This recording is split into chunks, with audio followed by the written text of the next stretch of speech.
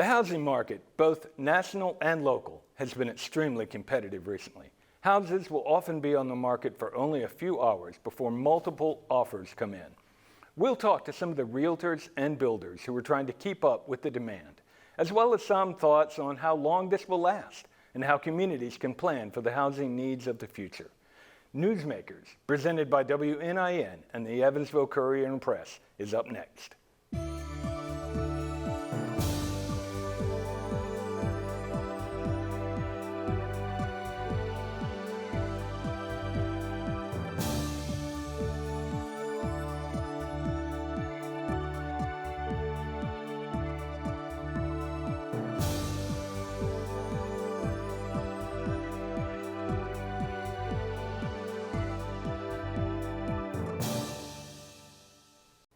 So it's our third show, and my dear old mom, my elderly mother, watches our show from her crib in Virginia, and she told me, "You got to smile more. Where's my little boy's smile? You look like you bit into an onion."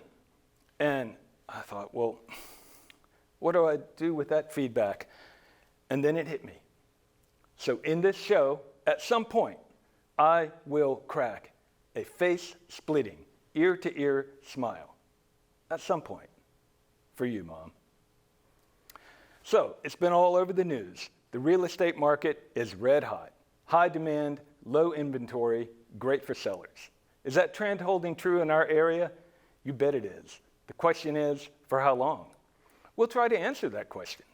Most real estate experts say you should have a 6-month supply of available housing for sale to have a balanced market where buyers are not overpaying. In Vanderburgh County, there's a little less than 1 month supply, according to the Indiana Regional MultiList System for Realtors. Warwick County is even more inventory starved, with a supply of a little over 2 weeks. Here's another number that tells us something. The average list to sale price ratio this year in Vanderburgh County is 102% through July. That means, on average, homes are selling for 102% of what they're listed for. 96%, 97% of list price was more typical before COVID, and realtors thought that was pretty good. These numbers show us how competitive the market is right now. It's not unusual for sellers to list their home and get several offers, some significantly over list price. They then pick the best one, often playing potential buyers against each other.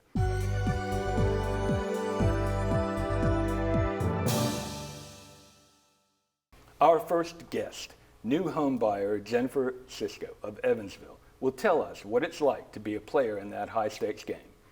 Jennifer has finally found her dream house in Princeton. Jennifer is here with her agent, Nikki Davis of FC Tucker MD Realtors. Ladies, welcome. So tell us about how it was for you to buy a house and everything you went through. It was pretty exciting. I'm super young, so this was a big step towards, becoming an adult and actually starting the steps towards, my actual life and settling down. It's quite nerve-wracking because it's a buyer's market right now, so it's now or never. Well, how many houses did you end up making offers on over a period of about how long? I started looking back in May or June, and I put in 3 offers on houses. We probably looked at over 15 houses. 15? Well, so you got beat out in multiple offer situations, is that right? Yeah.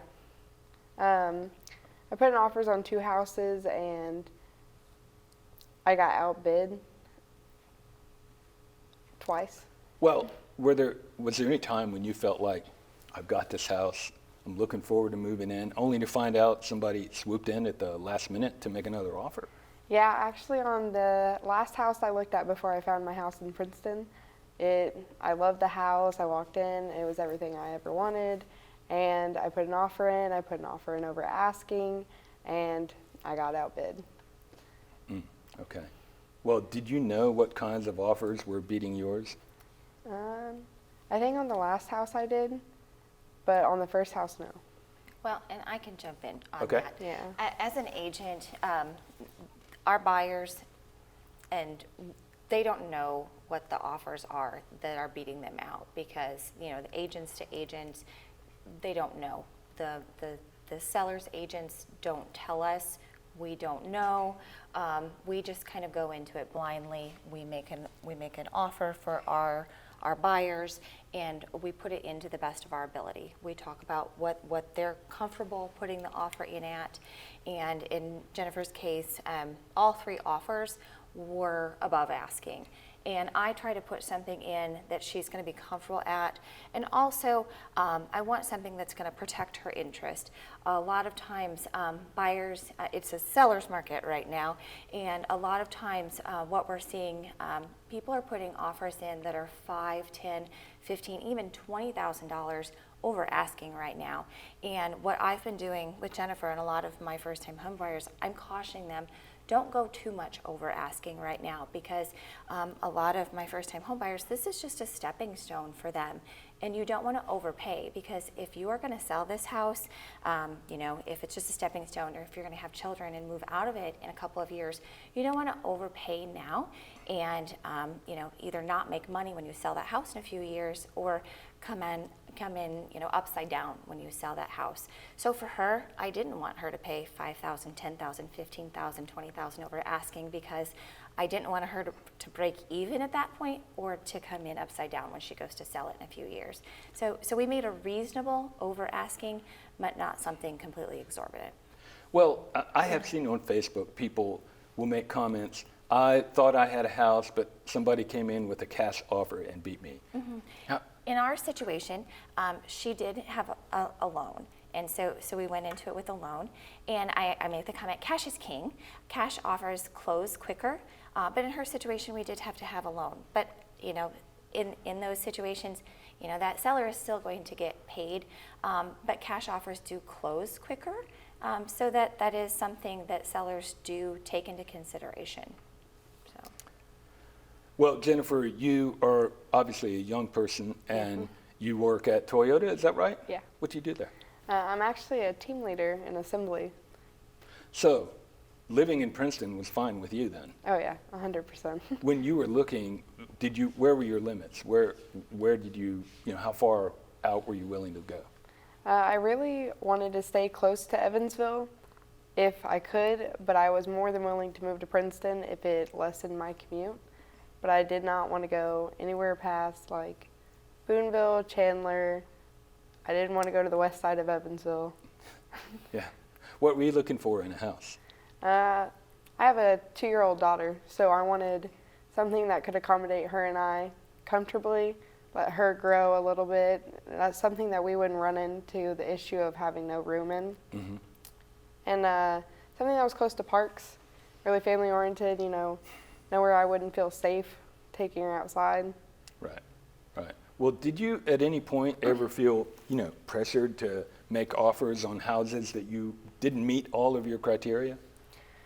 Honestly, if I didn't walk into a house and just absolutely fall in love with it, I had no interest at all.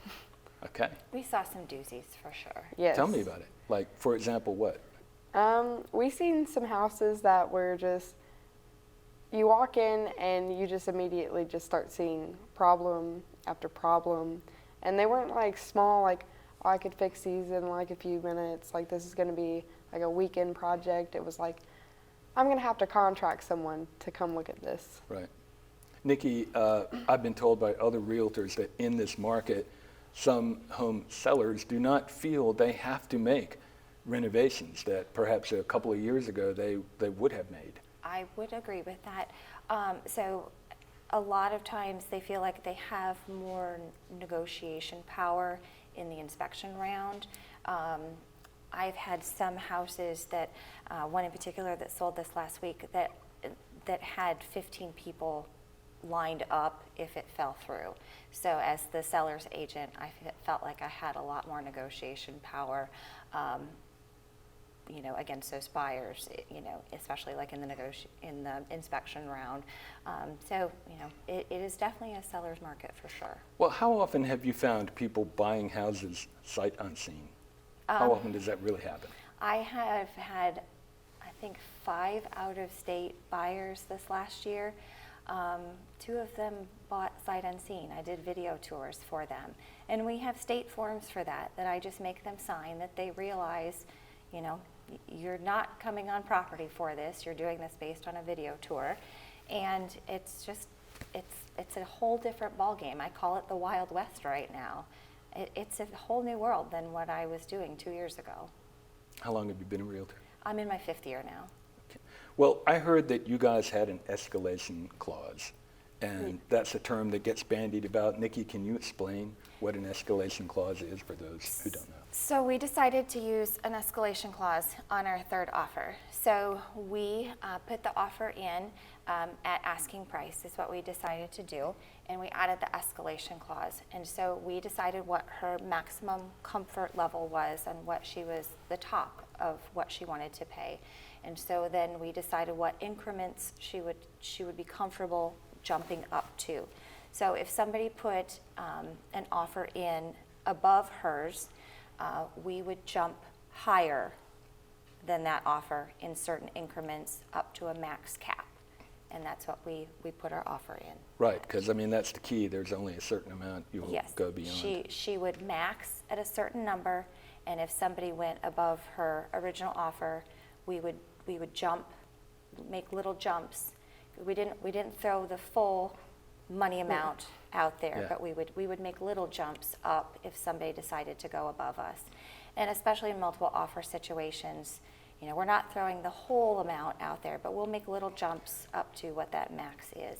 And I've had certain situations where that max cap gets beat out, and that happens. But, you know, you win some, you lose some. Right. at this Well, point. there is some gamesmanship involved here, is there not? There is, and I like using that escalation clause because, you know, sometimes you don't want to throw that full amount at. Sometimes that escalation clause works because why throw your whole amount out there from the beginning when you can do those small increments? But some agents will oftentimes put on there no escalation clauses, and sometimes you do have to throw a solid amount out there. Just depends on the agent that's on the other side, and you, like you said, sometimes there's gamesmanship to it. Well, if they do that, is that like, would that have been a non-starter for you? It just depends. You know, for me, you know, it really just depends on the situation and the client I'm working with, and again, it's a gamesmanship too. Well, Jennifer, when do you move in? I am set to close on the 30th of this month, actually. So 14 days and counting now. Yeah? We're getting anxious. She messaged me the other day. She said it feels like it's a slow process. But again, you know, this home ownership and this closing process is a hurry up and wait. You do a lot of things really fast, and then you wait for the next step. And you hurry up, and then you wait. But we're getting close. 2 weeks to go. Do you live in an apartment now? Yes, I do. All right. Well, Jennifer, Nikki, thank you for being with us on NewsMakers today. You are most welcome. Thanks Thank for you. having us.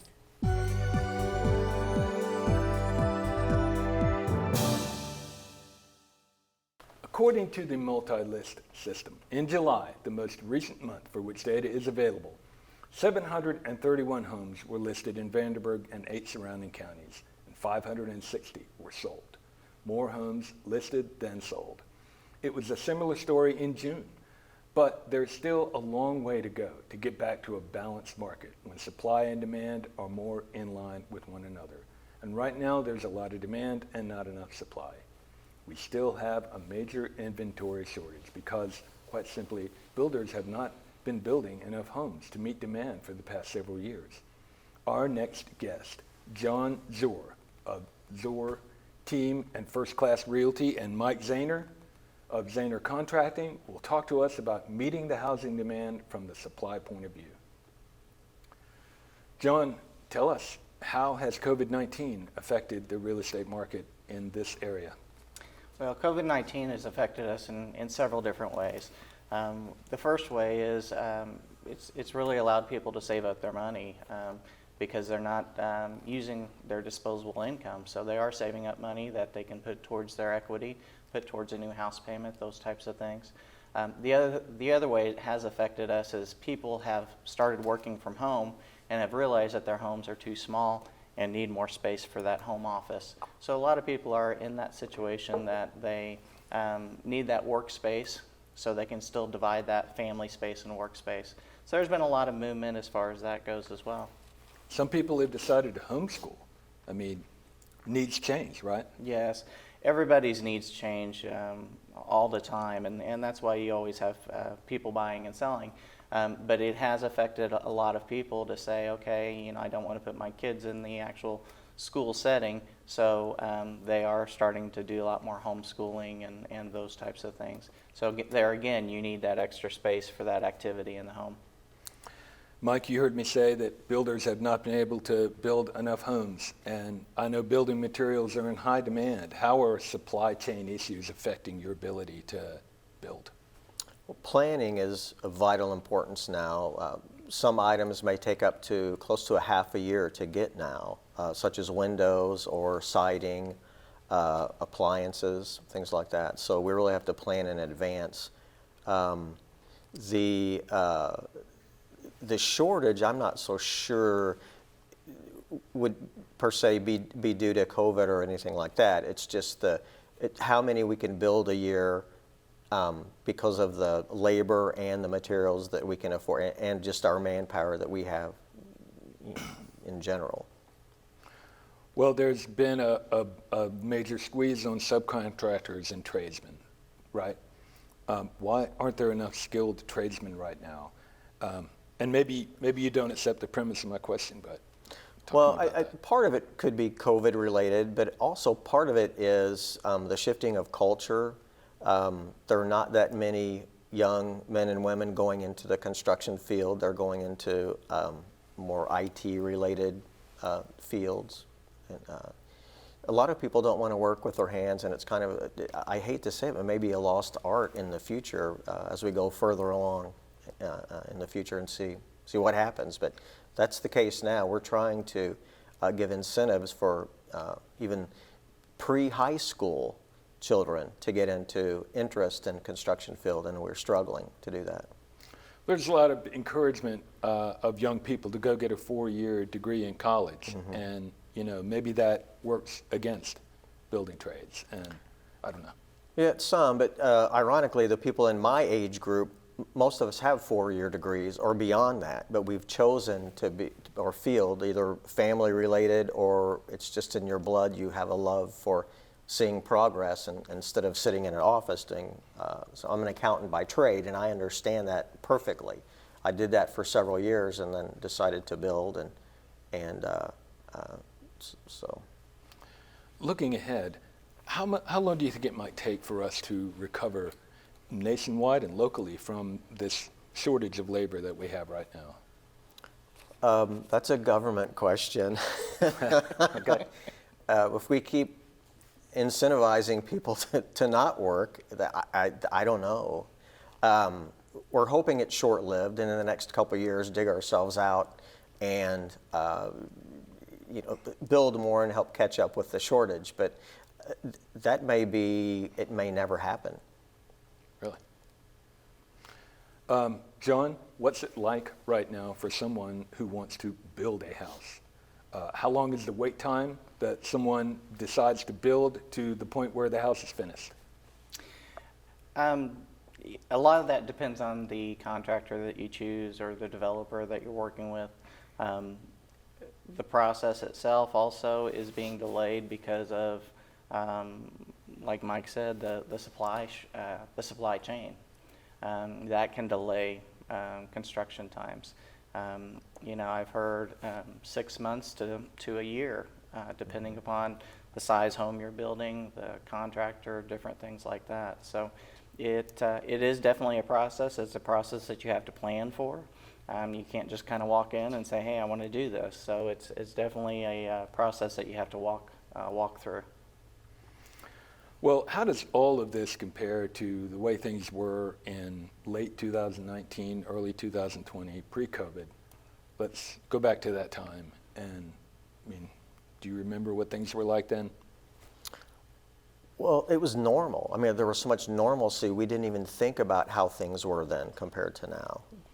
But now, just with a labor shortage and supply shortage, it's not as fun as it used to be.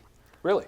Yeah, we used to just chug along like a fine oiled machine, and now you may have a hiccup somewhere that you think that you've planned above that, but you don't know until you actually need a certain supply, a certain supplier or issue or subcontractor.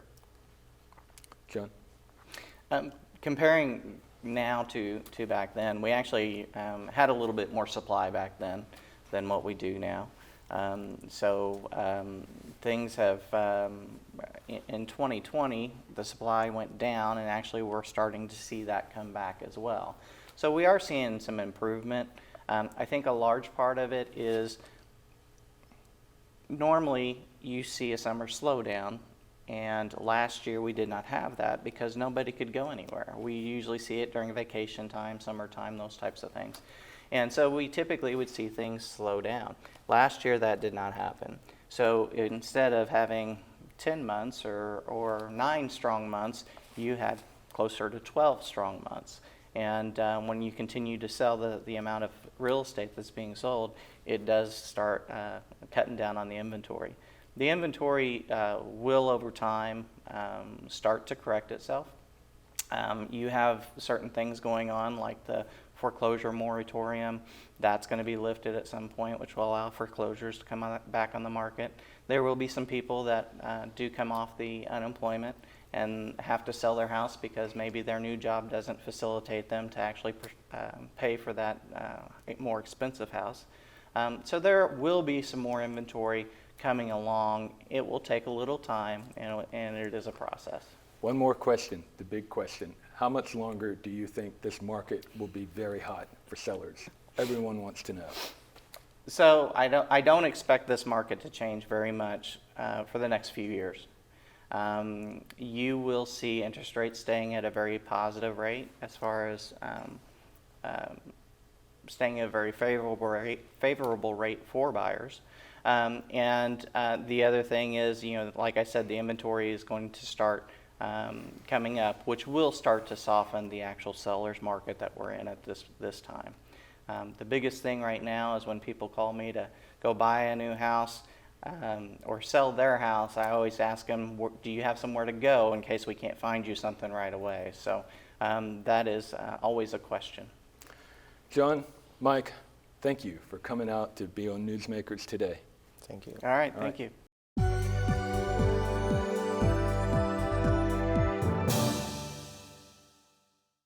Now let's take a look at the bigger picture. How could communities plan for the housing needs of the future? Joining us is Missy Vanderpool, Executive Director of Henderson Economic Development.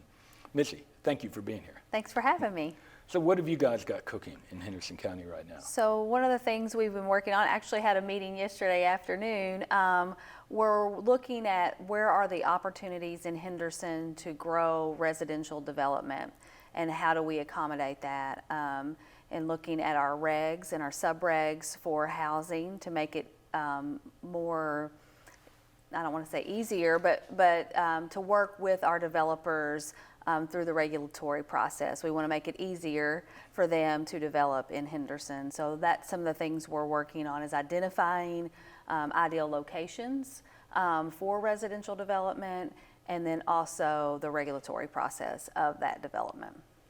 Well, who's joining you in this effort? So, everything is about collaboration, and so it is a collaborative spirit. We're fortunate to have that. So Brian Bishop and Jennifer Marks with the Henderson City County Planning Commission. Brian is the executive director and Jennifer is the assistant director. They're working with that. Then we have the city of Henderson. We'll invite other folks such as the water utility to those types of discussions, because the infrastructure needs for a neighborhood are part of that regulatory process. So we have a great team in Henderson that we work together pretty well. So we're very fortunate. Well, you're a former realtor, right? Yes. How would you assess the housing market right now in Henderson County? I do think that the inventory, we're starting to see a slight increase in inventory, but I think we've been telling that story in Henderson across the state and across the nation of inventory over the last 18, 24 months. There's been an inventory I don't want to say crisis, but inventory shortage for sure on housing. And the same is true in Henderson. We are starting to see an increase in that inventory, but we're still, an average day on market in Henderson is probably about 30 days for a house. So it's still a very competitive market for buyers. It's definitely a seller's market, but we're starting to see a slight change in that. How about builders and their labor and supply issues? Yeah, and that's again across the nation. There is the labor supply. I do know that we have seen a developer recently make an announcement of 26 houses that will be added in a neighborhood. And so, but that is something that everyone is facing, is somewhat of a labor shortage, and that skilled trade, you know, of laborer. So if I live in Henderson County, put us 3 years down the road, what neighborhoods might look entirely different than they do right now? I don't know if current neighborhoods will look totally different. I think we'll see new neighborhoods. And so, you know, with the hopes of, with I-69 coming through, we're identifying properties along that corridor for residential development, both commercial and residential development. So I'm not so sure that we'll see some growth in some neighborhoods. There is some planned growth, I know, in the Canoe Creek neighborhood. But I think what we'll see is more of new neighborhood. Well, everybody's got an opinion about how long this market will be red hot for sellers, and I'm going to ask you too. I don't see it changing drastically in the next 6 months, but I would say in the next year or so, we will start to see it level off some. I do not think we will see, I was a realtor during 2005. I was also a realtor in 2008, 9, and 10. I don't think we'll see the type of bubble that we saw then, but I think we'll see it level off. What's the biggest reason that we won't see that? One would be interest rates. If interest rates creep up a little bit, it'll level off some. I don't want to see an increase, you know, overnight, but if we see a little bit of an increase in that, it'll level off some. And then inventory, you know, if we get some developers to just start developing some more neighborhoods, we'll increase our inventory, and it will help. Well, Missy, I appreciate you being with us to talk to us about Henderson County, Kentucky. Thanks to all of our guests for joining us this week. Next week, we'll be looking at how the end of the eviction moratorium has been impacting landlords and tenants locally. That's it for this week on NewsMakers, presented by WNIN and the Evansville Courier and Press. And here's that smile from my mom.